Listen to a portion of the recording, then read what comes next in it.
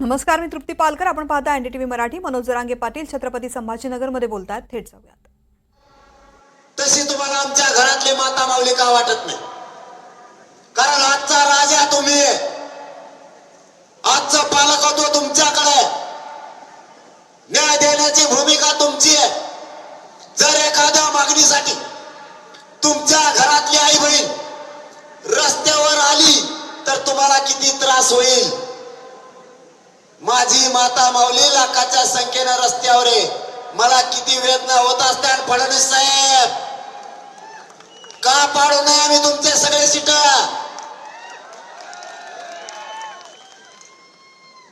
का सरकार उलट पालट करू नये आम्ही? 4 महिन्याचं लेकरू मी आज पहिल्यांदा बघितलं आंदोलनात आलेलं. आईच्या कमरेवर होता. वरून पाऊस सुरू. मीडियाच्या बांधवाने ते दाखवले. फडणवीस साहेब आणि शिंदे साहेब, वेदना साधी नाहीये. तुम्हाला नाही वेदना कळायची. फुकट मराठ्याच्या मतावर मोठे झालेले तुम्ही बोकेत. मराठ्यांच्या जीवावर खाऊन तुम्हाला ढेऱ्या सुटल्यात.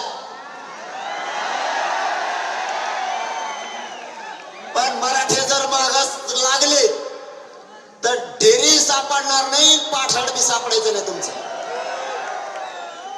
तुम्ही समजून घ्या. माझी आई बहिणी पावसात रस्त्यावरती मला किती वेदना होत असतील. आमचे लेकर एका टक्क्यावर हुकल्यावर आम्हाला किती वेदना होत असतील. आम्ही कधी जातीवाद नाही करत, पण तुम्ही आमच्या पवित्र मराठ्यांना जातीवादाचा डाग लावला. फडणवीस साहेबांनी आम्ही कधी जातीवाद केला? मी आत्ताचं उदाहरण सांगतो. ज्यावेळेस सगळ्या सोयऱ्यांचा अध्यादेश काढा आधी सुद्धा काढायची ठरली, त्यावेळेस सरकारनं मला विचारलं, आपण मराठ्यांसाठी सगळ्या सोयऱ्यांची अंमलबजावणी करू. म्हणलं आम्ही छगन भुजबळ सारख्या आपल्या बुद्धीचे नाहीयेत. सगळ्या जाती धर्माच्या लेकराला अंमलबजावणी करा.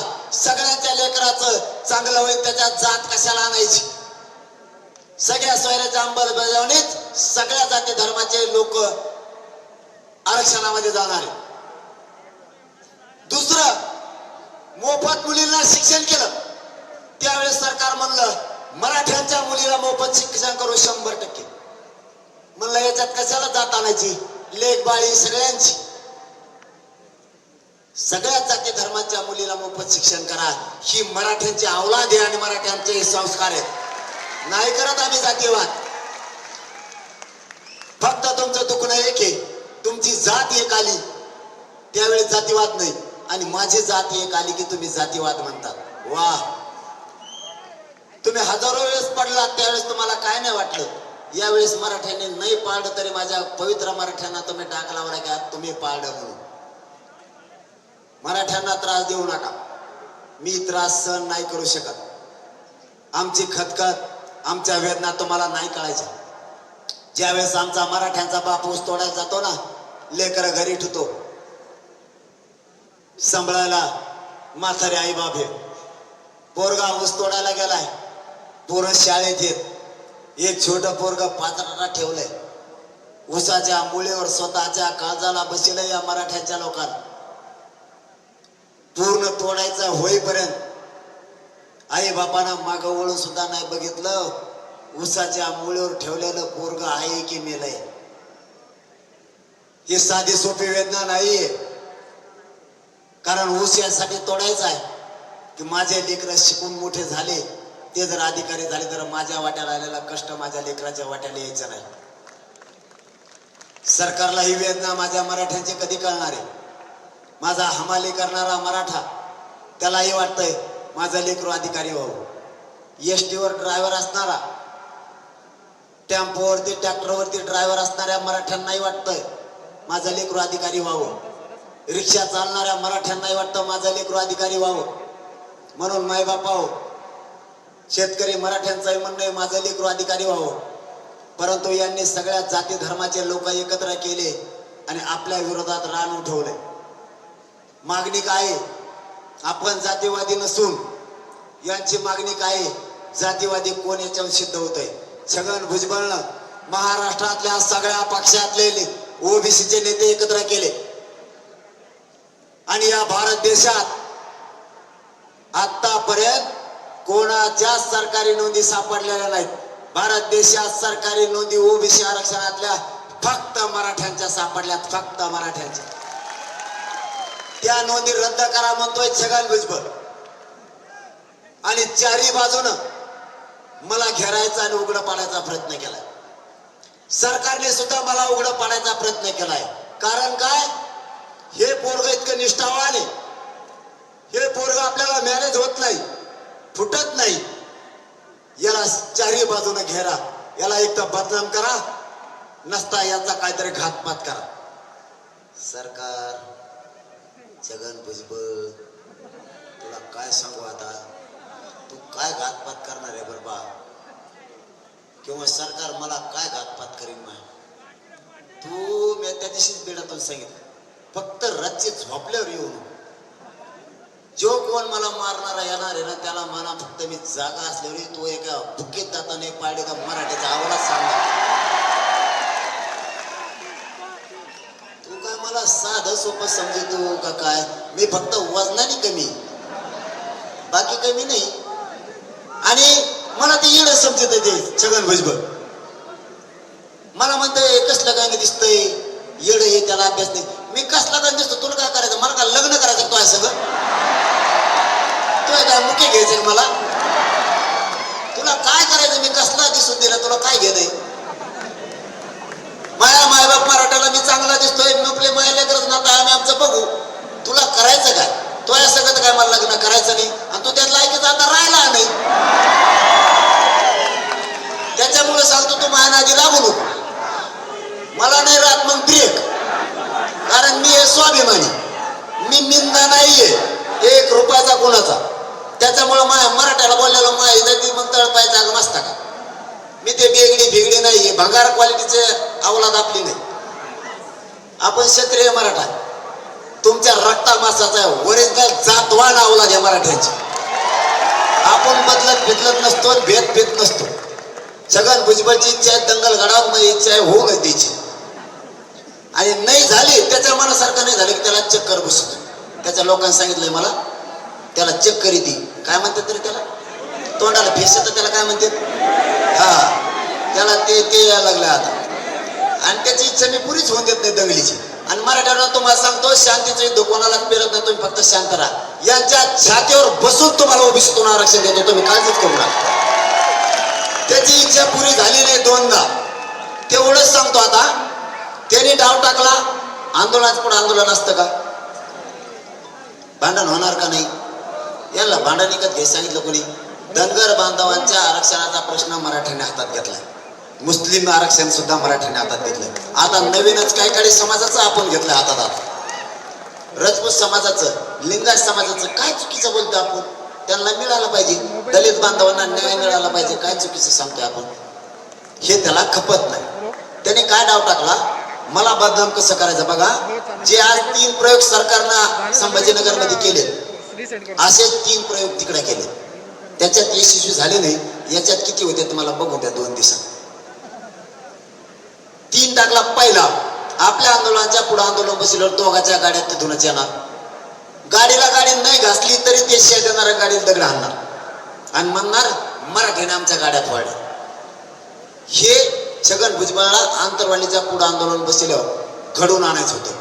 त्याचं कारण सांगतो, आमची 10 महिन्याची परवानगी आमची रद्द झाली आणि त्याला परवानगी मिळाली.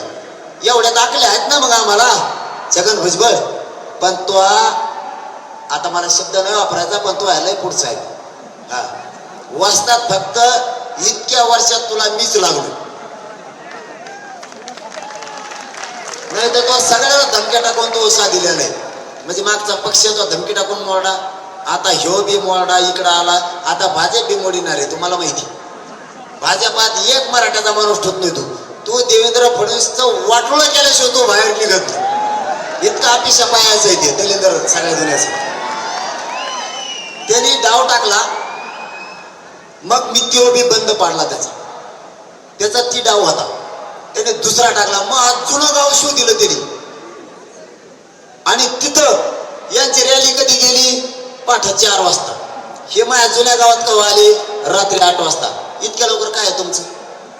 त्यांनी त्यांच्याच गाड्या फोडल्या माझ्या जुन्या गावात आणि त्यांनाच मोठे आणले, तेच पळले. मराठी लोक कुशल घरी बसले. त्यांचा तिथं डाव फेल झाला.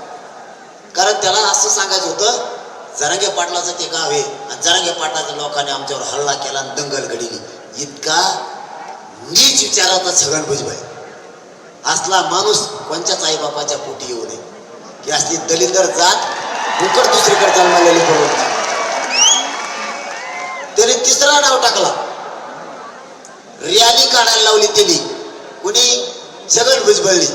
काही ओबीसीच्या नेत्याला कुठं काढायला लावली? आंतरवाली. दुसरीकडे महाराष्ट्रात जळवले का तुला डांबरी रोड? तिकडे तर फडला कुठे आंतरवालीत काय का? मग आंतरवालीत दिशा द्यायची आहे.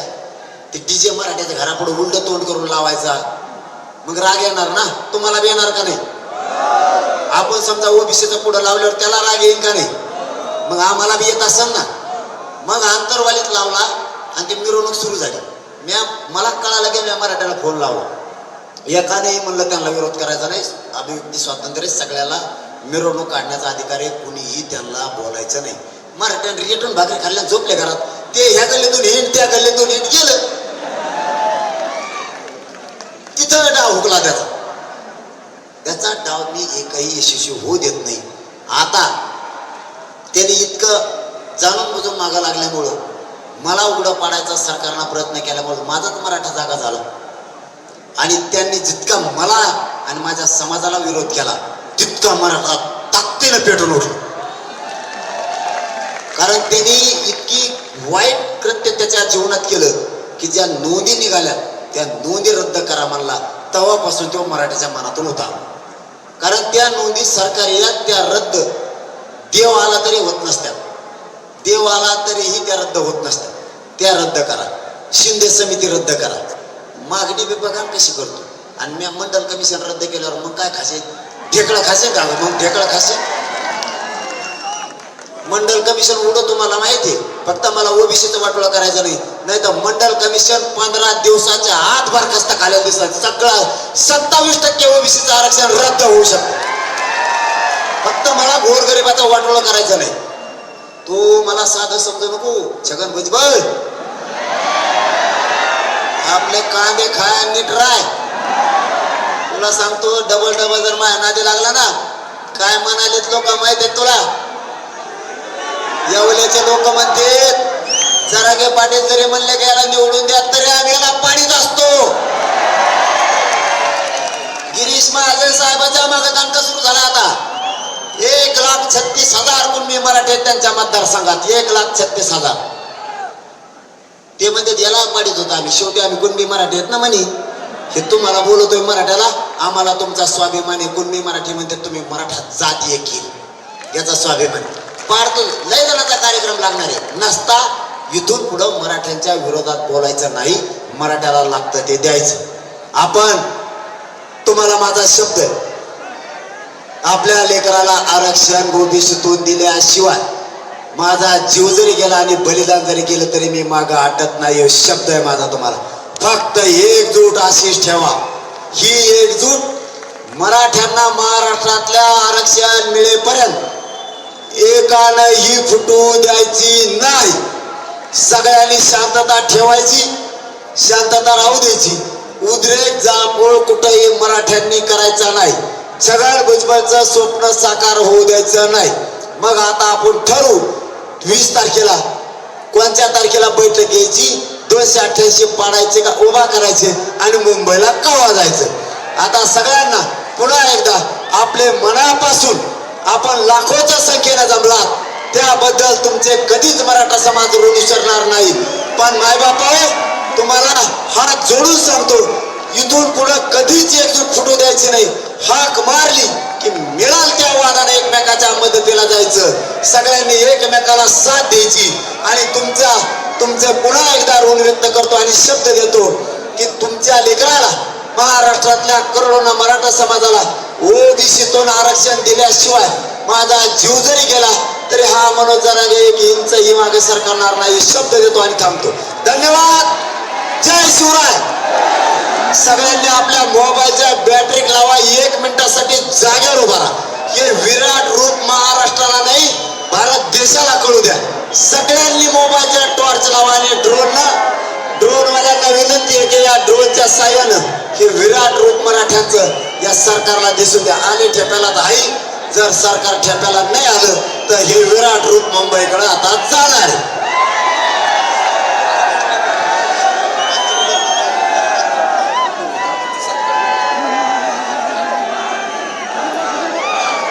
सगळ्यांना विनंती आहे, 2च मिनिटं आपले घेणारे.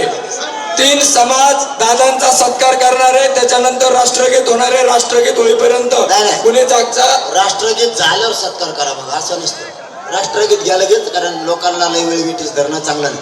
आणि महिलांना रस्ता द्या. सगळ्यांनी मनाने आपण आपल्या जायच्या वेळेस रस्ता द्या. चला राष्ट्रगीत सुरू करा. तर मनोज जरांगे पाटील छत्रपती संभाजीनगरमध्ये बोलत होते.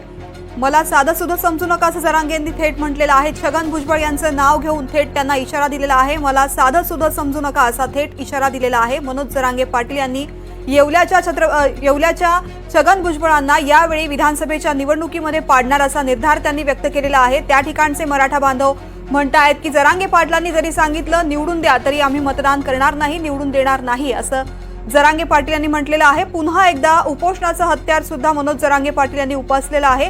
20 जुलैपासून मनोज जरांगे पाटील आमरण उपोषण करणार असल्याचं त्यांनी सांगितलंय.